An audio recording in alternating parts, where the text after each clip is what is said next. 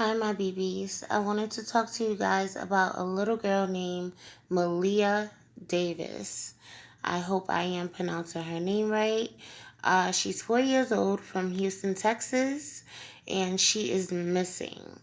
She was last seen Friday, May 3rd, with her stepfather and her 2-year-old brother. Maleah's stepfather is reporting that he left the family's apartment on May 3rd. He pulled over to check his tires, and when he did that, he got carjacked by more than two Hispanic men. He got beat up, he got kidnapped, and he was unconscious for a full 24 hours. When he came to, his son was there, but Maleah wasn't. He says that a good Samaritan drove him to the hospital. Now, his story changes more than once. So everything I just said, it in his next story, it has something to do with that, but a detail change each time he tells the story. Maleah was left in the custody of Darion's by her mother, Brittany Bowes. She left her because she went to attend her father's funeral in Massachusetts on April 30th. She arrived back in Houston, Texas on May 3rd. She claims that Darion was supposed to pick her up from the airport. She said she couldn't get in contact with him, so she called a family member to give her a ride. You were away for a funeral. How did you find out about the disappearance of Maleah? Were you still en route home? Were you still away? I came home on the 3rd. He was supposed to pick me up. I waited for him for 2 hours. And so I had my mother come pick me up. And I just assumed that maybe he was just driving around, or maybe he was having car issues. I know it was raining that night. I didn't realize that they were missing until a few hours shortly. At that point, what's going through? Okay, so you just heard Brittany in her own words. My questions after that is, if it was raining, why would you think he's just driving around? I mean, why would you think he's just driving around in the first place? And if you know your children are with him and there's no one else in the home, so you know the kids will be in a car. I'm assuming you would think the kids are in a car with him, and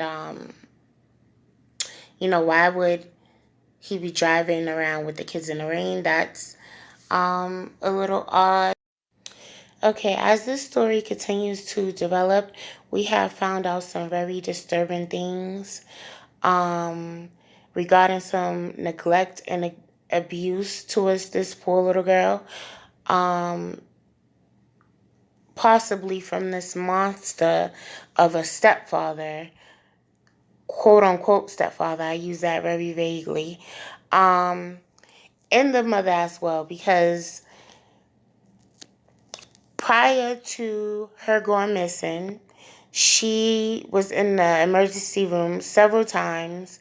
One where she had to have a procedure where half of her skull was to be removed, was removed because of pressure on her brain. And the explanation of these injuries didn't add up to what the injuries actually were. So the first time she went to the emergency room, she had a seizure and a head wound. That's when they removed half her skull to relieve the pressure that was on her brain. This was in August. And this is what led the children to be taken away from her mother. CPS took them in August, and they were returned to the mother in February. So, okay, let's get back to the list of injuries. The second injury was on July 10th. Brittany took her to the emergency room saying that she was throwing up blood. And the doctors came up with she was extremely girl. extremely lethargic.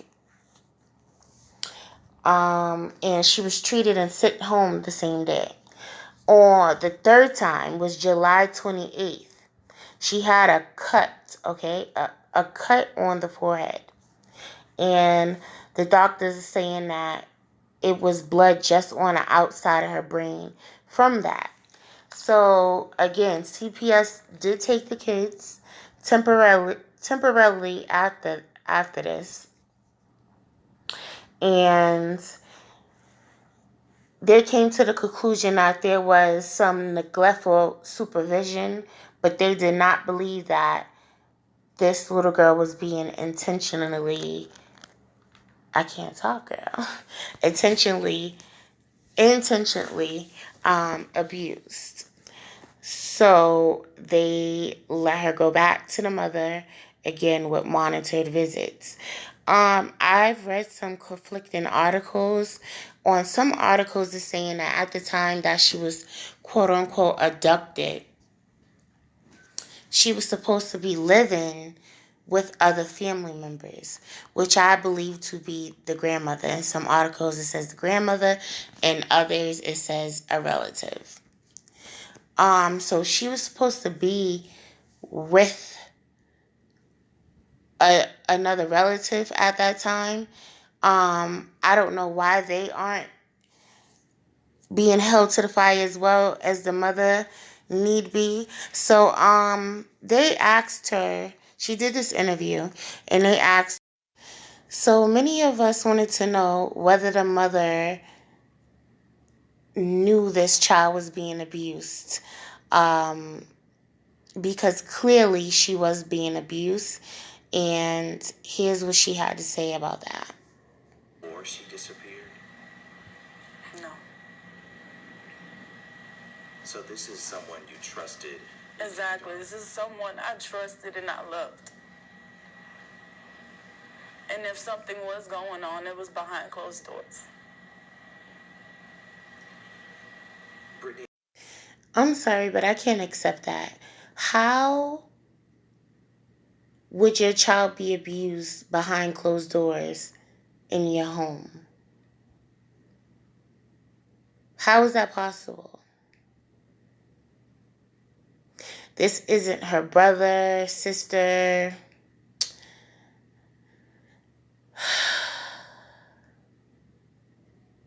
This isn't sexual abuse.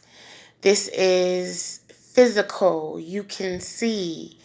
You took your daughter to the emergency room and half of her skull was removed.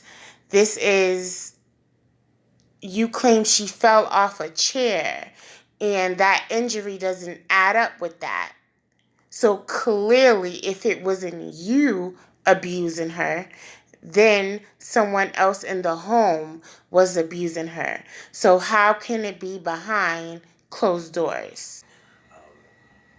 When you look at this picture of your little girl and you think, there's no answer, she's still missing, what goes through your mind? Where is she? How did she feel before? What was she thinking about? Will I ever find out what happened, like what really happened to her? Do you think Maleah is still alive?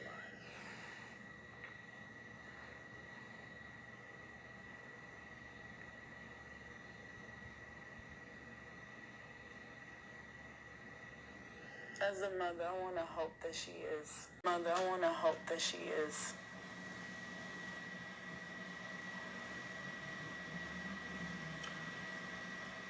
What do you think happened to your daughter? I don't know. I don't know what happened to her. I can come up with 1,000,001 reasons, but So as you can see, she's holding on to hope, but she thinks that the little girl is dead, in my opinion. Ahaya, protect that baby soul. What I want to ask her after this is, she says, what was she thinking about when, and she stopped. I believe she said when it happened, but I know she said what was she thinking about. I wanted to know, was she saying, what did she think about before she got hurt or died, or, you know, when whatever the mother's thinking in the head happened. And you're going to understand more why in a little bit, why I said that. And I wanted to know why she asked, where is she? And again, you will understand why in a little bit, why. So this demon, Darion, is in jail right now. He is in jail with the charge of tampering with evidence. And this evidence is believed to be a dead corpse. However, the police is still not saying, they have not confirmed that Maleah is dead, which confuses me because it says tampering with evidence, and the evidence is a corpse. So a corpse is a dead body. They have found blood in the hallway in the bathroom of Maleah's home. It's Maleah's blood.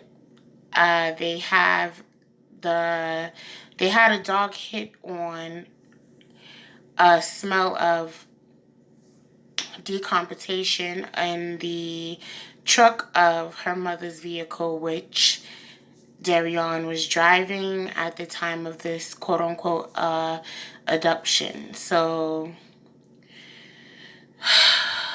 this is absolutely insane, and I'm trying to keep it to just the story and not go off on this woman.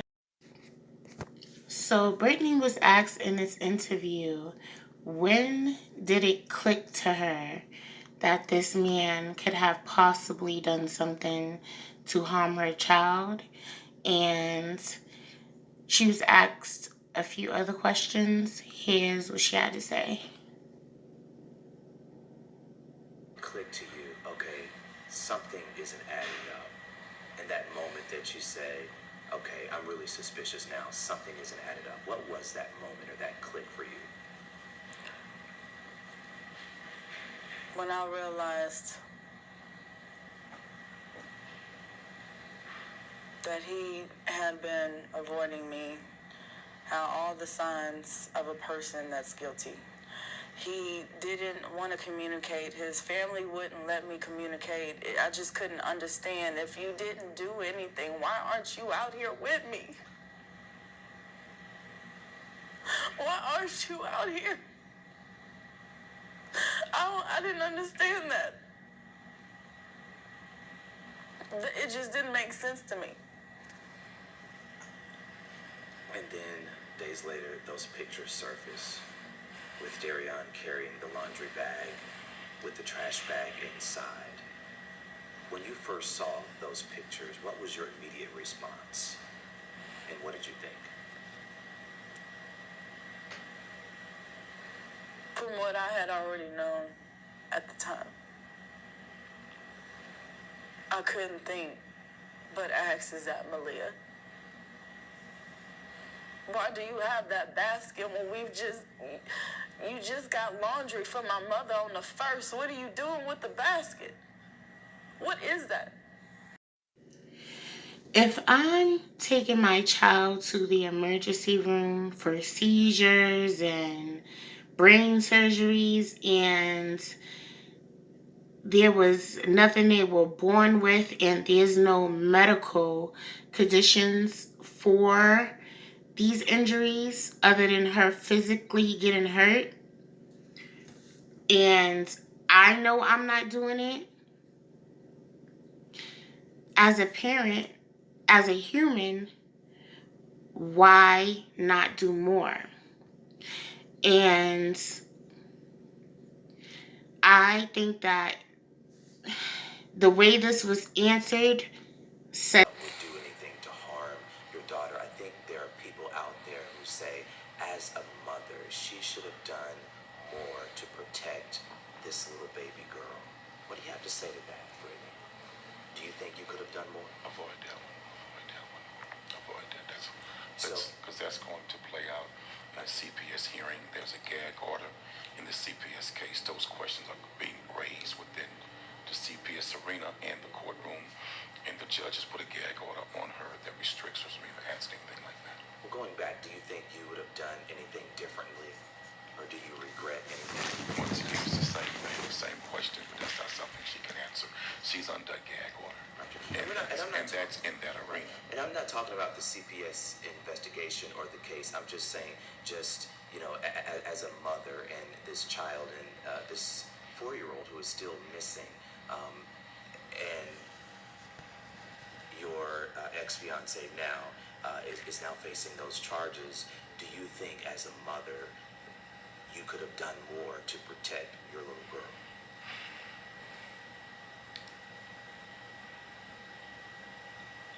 These are things I've said to Brittany, based on my conversations extensively with her, based on my investigation to this case, based on everything we learned and found out.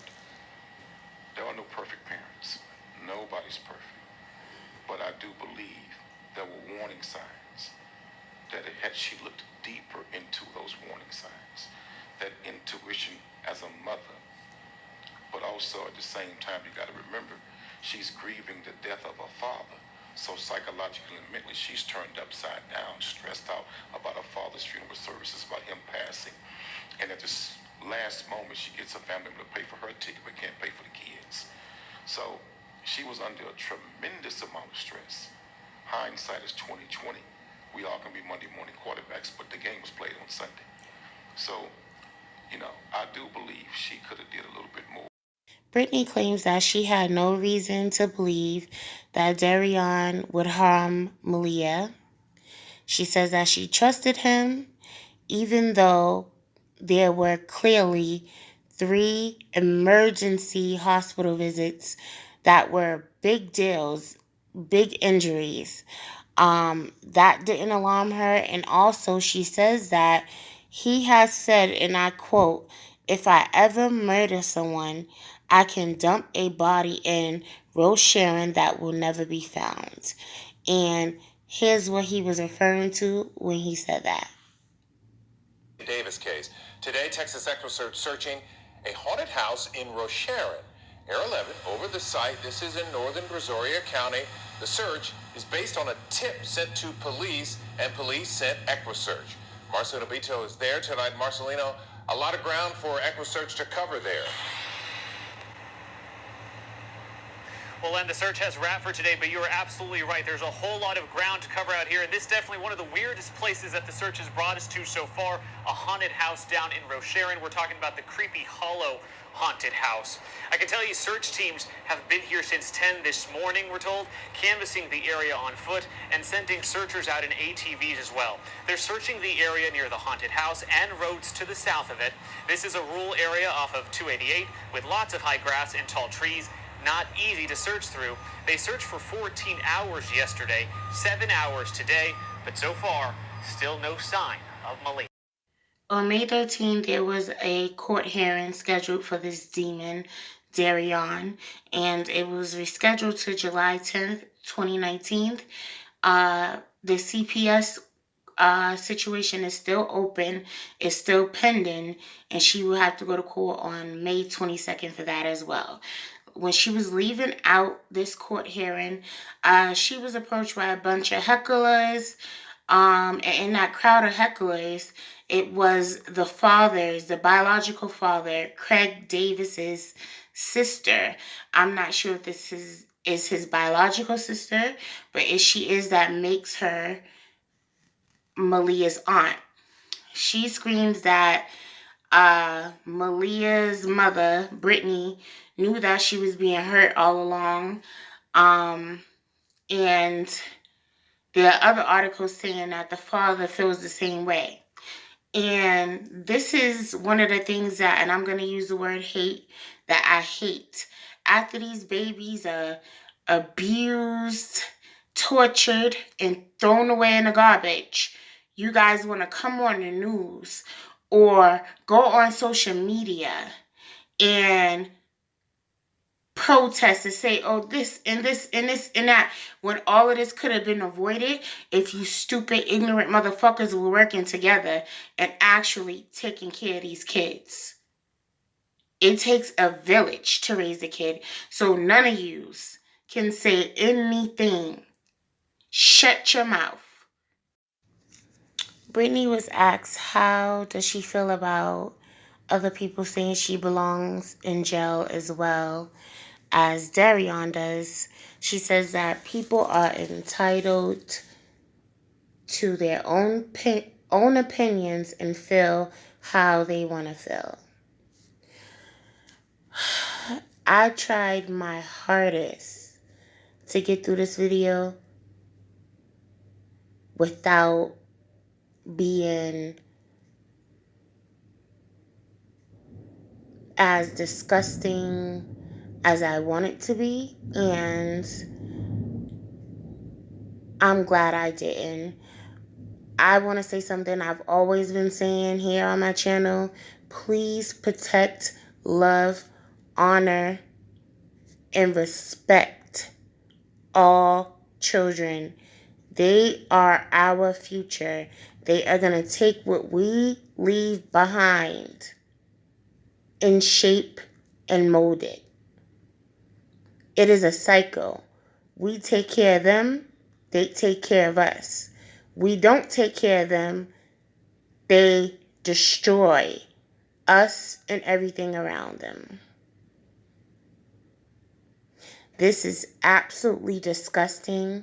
It makes me want to lay hands. I want to lay paws on her. Because it's like, really? And for those who are asking, I noticed there was a lot of people asking on various different social medias as to why the mother, because alright, so everyone thought that the mother had actually something to do with it, like physically do with it. So they asked if the father died on the 11th, why did she leave on the 30th? And it was because her family had to raise the money for the funeral, and they asked why didn't she just take Maleah with her, and that's because she didn't have the money. A family member paid for her ticket to Massachusetts to go to her father's funeral, and I totally believe that.